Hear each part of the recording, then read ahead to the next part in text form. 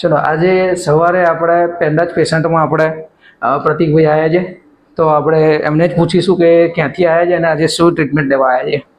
હું સિલેટથી આવ્યો છું. હું મારા એક ફ્રેન્ડના રેફરન્સથી આવ્યો છું.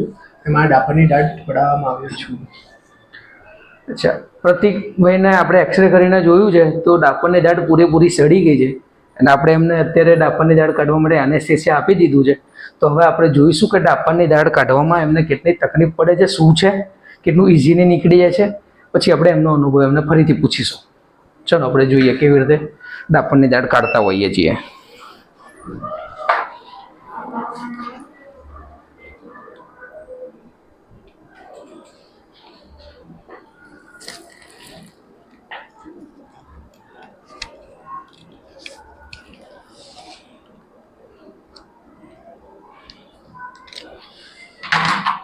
તો આ આપણે ડાપણની દાઢ સડી ગયેલી જસ્ટ 10 સેકન્ડમાં આપણે પ્રતિકુમારની કાઢી છે. તો આપણે તમે વિડીયોમાં જોઈ જ છે કે એમને કેટલું ઇઝીલી આપણે કાઢી શકીએ છીએ. બંધ કરી દો.